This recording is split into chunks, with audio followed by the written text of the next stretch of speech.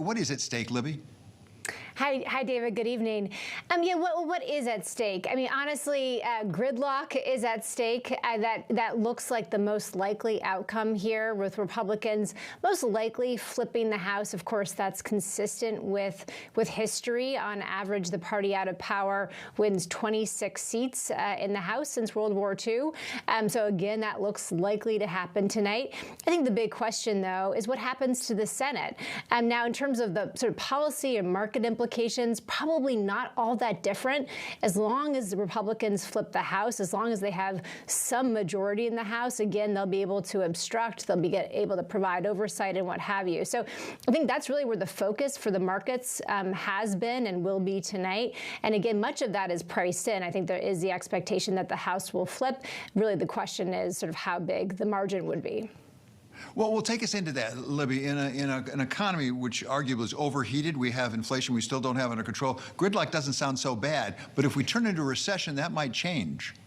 Yeah, that's right, and that's something, David, that we at PIMCO have been talking to our clients about for months. Is that there are certainly upsides to gridlock, to maybe oversight, sort of depending on what your partisan leaning is. However, maybe a downside here is the fact that there likely will be a much higher threshold for additional fiscal support.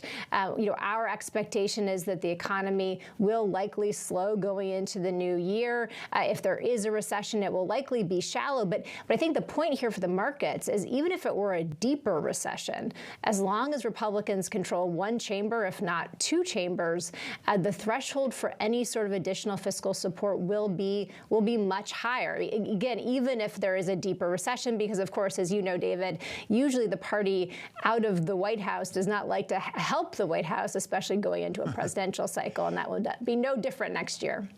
Libby, one more, and this is the big one we've talked to various lawmakers about. I wonder what PIMCO's view on this is, and that's the debt ceiling. Because there's some threats from some Republicans, they might actually hold that hostage to get some things that they really want. A lot of lawmakers say, boy, that really would be so awful. What is your view? Is that a realistic possibility? Is there a real danger there? Yeah, so David, of course, we have to take that threat seriously. We're one of the biggest active debt managers in the world. So, we do take those threats hostage. I would say, however, that we have, of course, seen this movie before.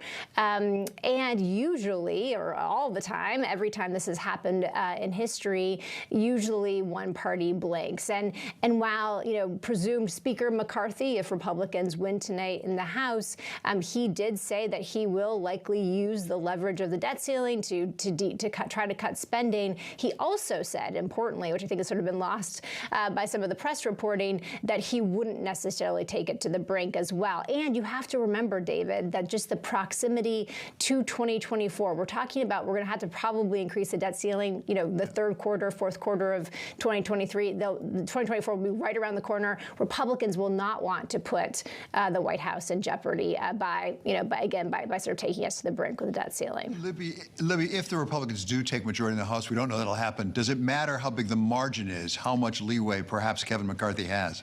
Yeah, yeah, David, exactly right. I mean, we have been sort of impressing upon our clients here that this is important. So sort of the bigger issue is, of course, if Republicans flip the House, but then the margin by which they do so, because honestly, going into 2024, a 10 to 20 seat majority looks very different from a 30 to 40 seat majority. If it's the latter, Republicans have a very good night, a red wave, if you will, and then it's going to be much harder for Democrats to take back the House in 2024, sort of regardless of what happens to the White House. So the margin does matter as we think, as we look into 2024.